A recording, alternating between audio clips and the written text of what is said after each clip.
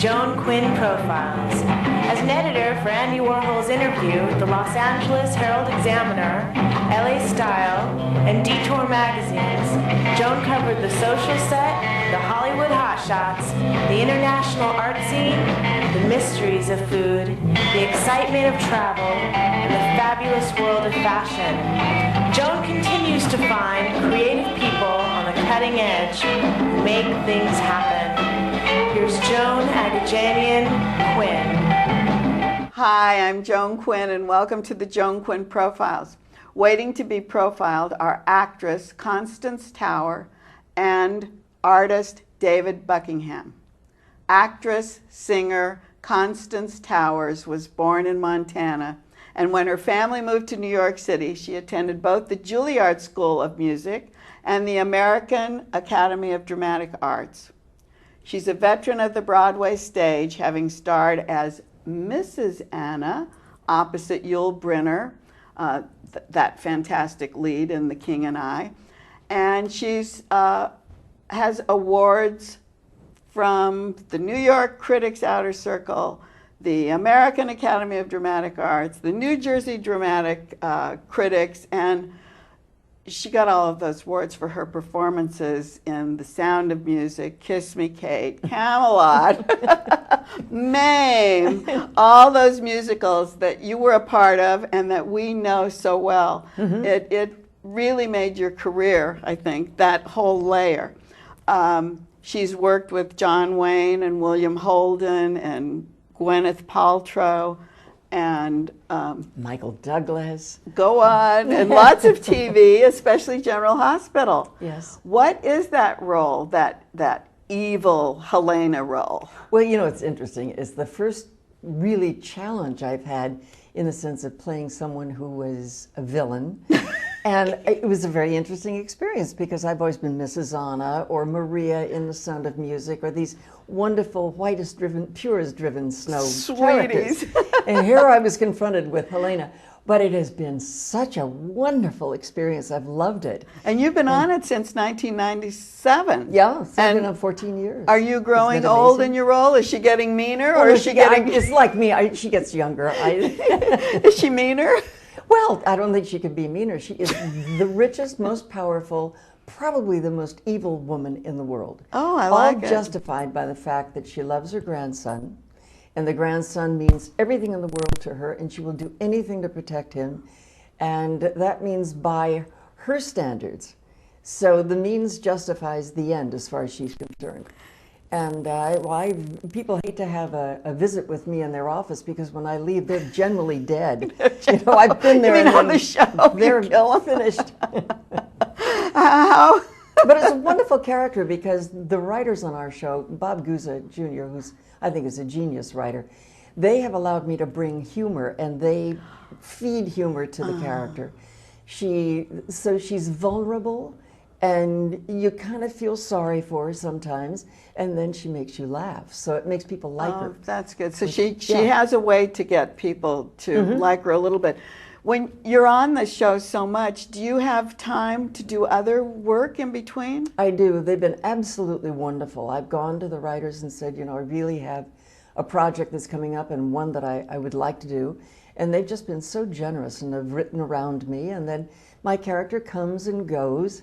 And sometimes I'm on what they call the front burner, and then I'm on the back burner. But does it go for weeks like that, or months, or just weeks? Well, I've been off for 2 months at this point, but I'll be back in about a month. Oh, is that right? So, yeah. Oh, so, big question. Why did you turn down Paramount at age 11?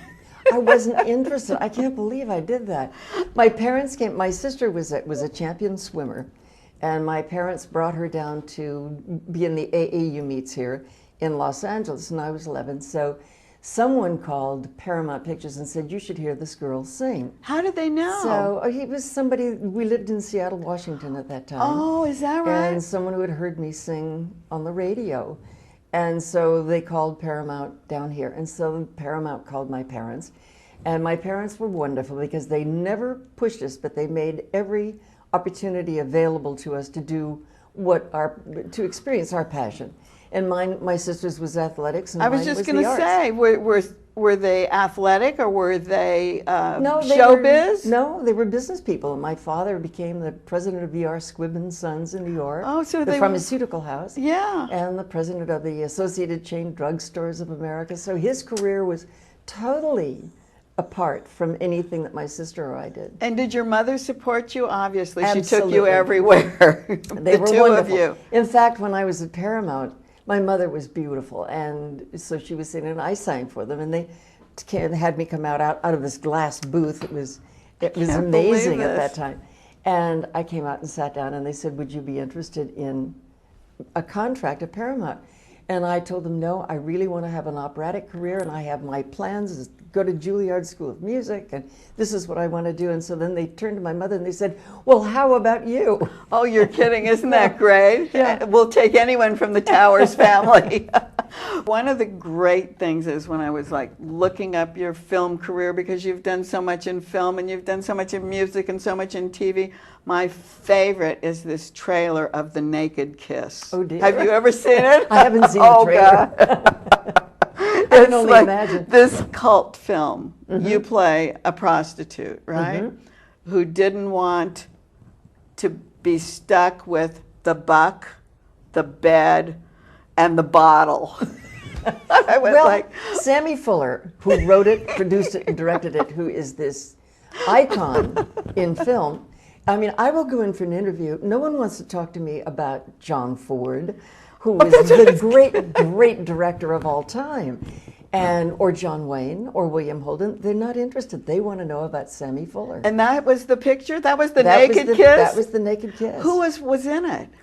Michael, I should think of Michael's I last don't name. even I can't know. remember. Well, Virginia Gray. Oh, she in it. was? She was in it.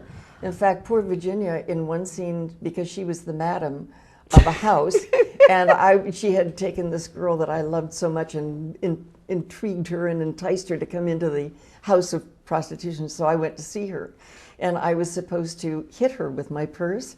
And the director came to me and he said, "Now I really want you to hit her." So I did hit her kind of hard, and poor Virginia, every time she saw me, she would go, like, "Don't do it again." I thought that was so great because it was so dramatic, like these big letters spread across the screen, and then your little face looking, "I don't want to be stuck. Can't I have something better than being a prostitute?" Well, it was a wonderful story, and he was very courageous.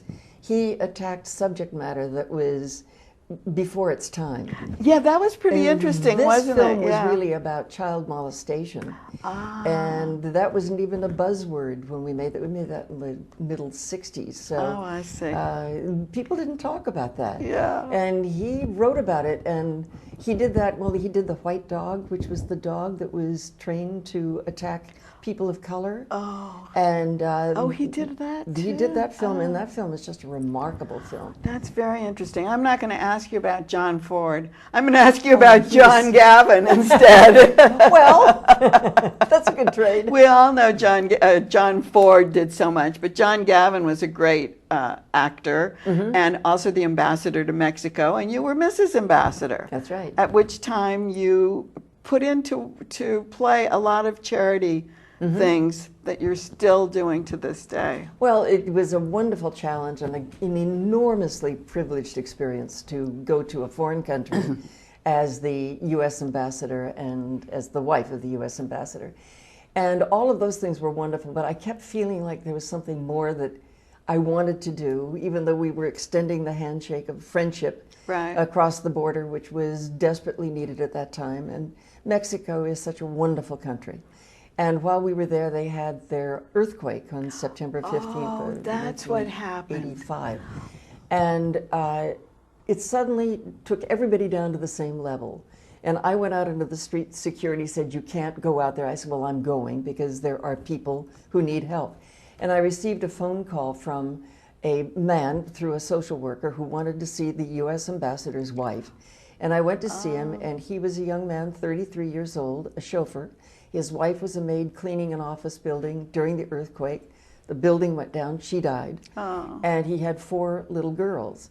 And the youngest was a baby in his arms. And so my mother went with me, and we went up to this very poor section of Mexico City. and met this absolutely beautiful man who sat me down on the only two chairs he had in his entire little room that he had, and he had a pot behind a curtain that they would bring water every day to it and put the carrots, the potatoes, or the chicken if they had it, and his mother and the 4 little girls. And he said, I am 33, I just lost my wife, I have these children, my mother is too old to take care of them, and I have leukemia, and I'm not going to live. Oh my gosh. And he said, I want you to promise me as the U.S. ambassador's wife that when I die, my children will never be separated, and they will be adopted by a family in the United States. Oh my gosh. And I said, okay. You were just standing there. And oh my gosh. He embraced me, and 2 months later, he died. Oh my gosh. So I had 4 little girls, and I put them in the convent. The nuns were wonderful and took a baby. They weren't supposed to take a baby. And I think the nun who was assigned to her was the happiest nun I've ever seen. She had that's the baby. so great. And it took me 2 years, but I found a family in Los Angeles. I went all over the United States. And I had a stack of letters like that from people. And this one letter in the pile just shimmered and jumped out of the pile. And when I read it, I just knew these people were right. And I went to meet them, and they were beautiful. He was a lawyer in Los Angeles. Oh, how and great. They adopted the 4 girls. They had 2 of their own. And the girls came up here, went to private schools. They lived in La Cañada. They had braces on their teeth. They took baths. They must have taken 6 baths a day because they'd never seen a bathtub. Or water They like just that. know. But anyway, they now are, 3 of them are married, have their own children. And one of them was a princess in the Pasadena Rose Parade. I went and I wept tears. That's so beautiful.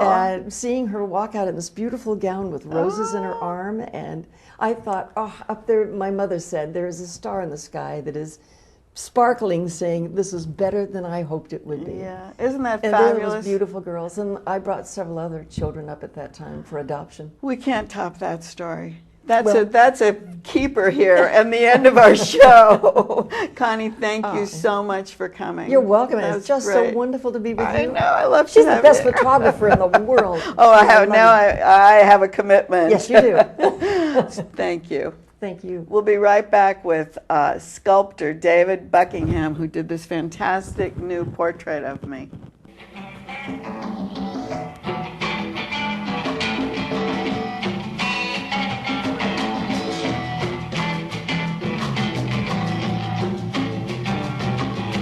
Hi, I'm Joan Quinn, and welcome back to the Joan Quinn Profiles. I'm here with sculptor David Buckingham, who was born in Texas. He earned a Bachelor of Arts in Communication from Loyola University. His work's been exhibited in solo and group shows across the United States, but not until 2005. We're going to find out what he was doing in the meantime. In the 90s, he was a member of the Rivington School of New York's Lower East Side. Now, what was that Rivington School? Was it an art school? No. What was it? Well, kind of. It was, Kind of? I met these guys just by chance in the early 90s, and I would say it was a loose sort of collection of welders, anarchists, forgers, maybe performance people, that I just sort of ran across them, and eventually their influence changed the course of my life. Were they meeting in a certain place, or were you just hanging out on I believe corners? they started at the corner of Rivington and Forsyth. They took over an abandoned lot in the Lower East Side. A lot. Back when there were abandoned lots in the Lower East Side. That was a long time ago. And they actually named themselves for that corner. They called themselves the Rivington School. There wasn't an actual school. I think it was just a... And you didn't really join the Rivington School. I just showed up one day and started hanging around. And so you didn't have to enroll. You didn't make art. No. Did you just talk? There wasn't even that. It was just welding and working and looking at what artists were doing. It was welding. So welding that did forging, influence your life, didn't it? It did influence. That was my first welding experience. It was in the early 90s when I met Cowboy Ray Kelly, one of the founders of the Rivington School.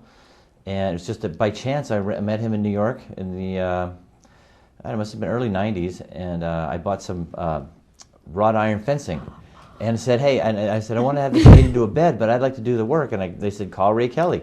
So I called him up and I said, hey, I'd like to do some welding, but I need you for your expertise, but I'd really sort of like to learn how to weld myself. And he said, wait a minute, you're going to pay me to do a job, but you're going to do the work? I said, yeah. He said, come on over, 330 Broom. Click. And I went over to 330 Broom, and I've been hanging out with Ray ever since. Is that right? He gave me a 5-minute welding lesson, went and sat on the couch and said, here, have at it. And there you were. And this is 20 years ago. And But so you were doing something else in between. Yeah, at the time. Because you didn't start showing till 2005.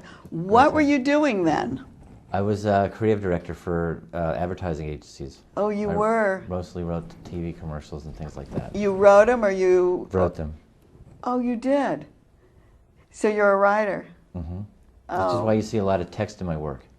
Well, you've hidden that from me because I didn't know you were a writer. I thought you were an art director. Yes, you would think. Someone who goes to the art I would field think would be an that. art director, but no. So what kind of companies did you work for?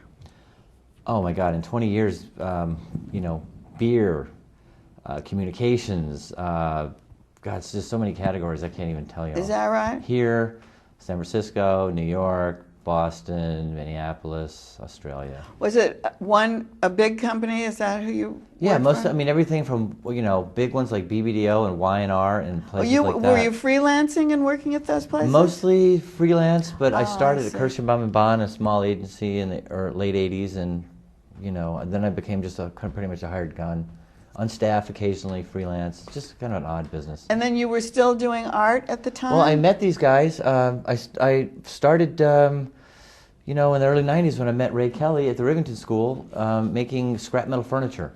And at first it was all metal, guaranteed founds on the streets of New York. I would ride my bike around, just pick stuff up and make things out of it. And when I moved to Australia, I got a studio, and I worked at Ray's for a long time. And Oh, so you did live in Australia for a while. I was living in Australia for 5 years. I had a studio and continued to teach myself on Where? weekends. I was in Melbourne. There's a lot of wrought iron work, Tons. right, on the houses? In Australia, and most of it actually came from England as ballast in the ships. Is that why? Yeah. Yeah, because the you old see a Victorian- lot of it, right? Tons of Victorians. Uh-huh. Tons of Victorians and old architecture. in Were Australia. you repairing any of that stuff? No, you can't really weld cast iron. Oh. Plus, I didn't have when I was working in Australia, I spent most of my time at the agency on shoots, but every night and every weekend I'd be in the studio crudely making some kind of furniture things. I love this. This is a real welder at work, right? That's grinding a piece for a show a couple of years ago. I do a lot of movie lines, which are text, and this one says, "I'm going to get medieval on your ass," which is a well-known line from Pulp Fiction. That's how you started doing this? And is this actually in your studio? That's in my studio. I see. Okay. There's one other one in here that I thought was really great. There's a It couple. shows you at work with that welding. At working on a large, I think it's another line from Pulp Fiction, so you've busted me twice on this one. It's a great movie. There's so many good lines in it. But that's the Samuel Jackson scene. This one that you're doing. So how do you find this? You don't find the words. Do you make the words?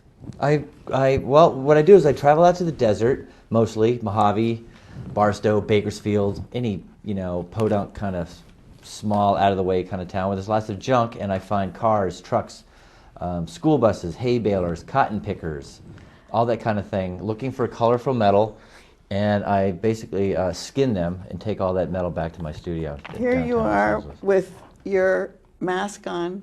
That's my old hood. I wish I still had Is it called the hood? It's called a welding Isn't that hood, yes. It's a welder's hood. But so if you found, say, would you find this word O? No, OH? that is all cut out with a plasma cutter into a large sheet of white. And then how do you put it on And this? then I back it with another color. So you cut a word out, and then I guess it's the negative or the positive. I've never figured it out. But letters drop to the ground. You can see the word through it. Then you back it with another color. And then you're making like this, homeless. You made these words. I cut you it cut all them out all of a piece of steel. Insanely labor intensive. like paper dolls. Like paper dolls, except I'm using a plasma cutter and I'm cutting through steel. How hard is it? It's physically very taxing. Yeah, I do miss my days in the office sometimes, and I'm not getting any younger. But it's a lot of work. It's dirty, What do you filthy call work. it? What do you call it? what do you call the the kind tool of that work? does Yeah, the tool that does all the it. cutting is a plasma cutter. And then, how do you mount it? Or And you just use the... I weld it all together. I figured out, basically, that's what I spent the last 20 years doing, is figuring out how this stuff goes together. Well, one of the things that you did that when I met you was this collection for the Frostig School. And the Frostig School is a wonderful school that helps children with learning disabilities. And Celia Piazza started a program of bringing top artists. Oh. Top artists. True, she did. And she did. And she was kind enough to include me. And she included you, but she brought top artists each year, maybe 4 or 5 artists, and they made multiples that they sold to make money for the school, which is brilliant. And you were one of these people. I was asked to do it about a year ago. You made these masks. Tell us I about did. them. Yeah. Well, they wanted a small piece, something I can make in a series, and they suggested Celia and Kate Stern, who kind of run it together, who've been pestering me for a year to get my act together, and I did. Oh, okay. They asked for maybe perhaps words or some things like that, and I was like, you know what, I've kind of been doing that for a long time, and I like that kind of thing. Let me see if I can think of something else, and I kind of pushed myself out of my comfort zone with these pieces. They're sort of African maskish related. The interesting thing about these for me was, I don't know what they're going to look like when I start them. Oh, I wondered, do you the make idea so is to you don't work make a quickly. body of work? No. So it's not called a body of work. Well, it could Well, be. these are going to African be. masks. Apparently, they're very popular, and I have to make more. But I told her no two will be alike. I told Celia and Kate no two will be alike, but they will all be of a piece. And they'll all be obviously related. So I don't know what number 4 is going to look like, but I know it. Oh, I see. I'm going to make 4, 5, 6, 7, 8, 9. And how big are they? Roughly 18 inches. The largest one is, I think, 18, maybe 20. Are they heavy? Oh, 5 pounds, 6 pounds. Depends on the steel. Well, how do you find the steel? How do you put it together? I find the steel by spending driving thousands of miles per year out of Los Angeles looking for remote locations with junk. Mostly, right now, I've been going to a tractor graveyard in Fresno. Which is you drive up to Fresno? I drive all the way to Fresno. And then what kind of a truck do you put the stuff in? I've got a large pickup truck and a 12-foot trailer. And you fill them both? I fill them both up, and I bring metal back to Los Angeles. They think the guys at the yard think I'm crazy. Do they sell it to you, or do you just I strip pieces off of machines and make a large pile and say how much for that, and they look at it and say $100. Oh, and to like me, that? it's worth It's thousands. It's but your I say, work. oh, okay, $100. And they think I'm crazy to drive that far for this old junk metal. But everything is original. All my colors are found as is. I don't paint anything. You don't paint anything? Nothing. I wouldn't know what to do with a paintbrush. All I do is varnish them at the end, like I matte and finish yours. Well, this is a great portrait. Tell me what went into that, because you well, only as had you know, met me once. I met you once for 30 seconds, and you buttonholed me pretty quickly. And because I love these masks. Thank you. So I quickly took your picture with an iPhone. Oh, if you remember. Did. I forgot that. You're a little tipsy on the way out. Do you remember that? Yeah, but I forgot. No, I wasn't drinking. Oh, yeah. Ooh, you shouldn't have been driving. Kidding. You did have an iPhone, that's right. Stone cold sober. I forgot. You were. And I quickly took a picture, and I don't really know how to draw, so I just basically did the outlines and cut it with the plasma cutter, and, And it's so... Everyone who's seen it just goes, oh, that's so you. You don't even have to put my name on it. Oh, geez. I did describe it to you on the back. No, did you? You also pushed me out of my comfort zone, which is probably a good thing for me. Do you hang out with artists? I did on Sunday at that thing. Yeah, but do you have artist friends? Yeah, pretty much. Actually, I hate artists. They're just so fussy. But you don't, go for a coffee and talk about what work you're going to do? No. Okay. Do you have a favorite artist, living or dead? Oh, many favorite artists. Yeah. John Chamberlain, Jack Pearson, and who I was lucky enough to meet the other day, Chris Burden. Was Chris there? Yeah, Chris Burden is fantastic, isn't he? Big hero of But mine. Chamberlain, this is Chamberlain. This is the feeling. Yeah. Does he Does he stick? He's still at work in Sarasota, Florida, someone told me recently. Yeah, in his 80s. I'd love to meet that guy. Yeah, he's I have great. many favorite artists. And Jack A guy named Jack Pearson. I'd never Does- heard of these. was- He's just a found letter kind of He thing. does letters, right? Yeah. Yeah. I had never heard of Jack Pearson or John Chamberlain. So you just seen 6 their years work, ago. or you No, I'd just- never heard. A friend of mine looked at my work and said, "This is Jack. You are Jack Pearson meets John Chamberlain." And I went and looked them both up, and I was like, "Wow." I know. I think that's high why there praise. was this instant feeling of knowing the work and feeling comfortable with it. Well, And thank then you. when you told me that, well, then when I started reading the bio and you hadn't shown it till 2005, I was going like, where's this guy been? What's he been Well, doing? I had my first solo show when I was 46, 5 years ago. But you've been 7 years? working all the time. I'd been teaching myself for 20 years without Yeah. showing it to anybody, and 90% of my stuff was complete failures and got thrown out the door. It was all trial and error, trial and error. But how trial do you and error. know it was a failure? I mean, Well, it was a for the failure in honestly, your for place. the first 12 years, I built scrap metal furniture. You know, my weird bed, tables, Oh, chairs. so you have stuff like that. Odds and ends, and I'd give them to friends because I didn't need my studio to pay for itself. I was already I well see. paid in another I business. see. And then what happened was about 8 years ago, Ray Kelly had put the fear of art into me years ago. Because when I first made my first little potting stool at his basement, I said, "Hey Ray, somebody called that potting stool a piece of folk art." And he turned to me and said, "Buckingham, always remember, art is just the last 3 letters in fart." Oh. And he spit on the floor. That was it. Yeah, and I was like, "Oh, don't make art." And then I made furniture for 12 years. Not very good. I didn't even own a square at the time. Just continually working, teaching myself. And about it was 8 years ago in July, I said, "I'm gonna see if I can make a piece of art." Ray's not here. Oh yeah, And, he won't criticize He me. would have walked in and said, "Huh, phooey." But I made a crude head, and someone walked into the studio and where I was working at the time and said, "Hey, that's cool. It's really cool." I'm like, "Really?" I didn't know how to make a head. I just made it, and then I made another and another, and then the gun series sort of came out of nowhere, and then the movie line series. So we do have series that we can look for. Yeah, I've got this. I wouldn't say fetish, but I've been doing a gun series for about 6 years. Large guns. Imagine a huge gun, cut lengthwise in half and hung on the wall. Well, that sounds like we're back to Via Selmans, who's another artist you should look at because she did 2 or 3 things in the 60s, hand-holding gun. I will look And that with up. that, you look that up. Thank you so much for being with us. That was quick. Thank you so much.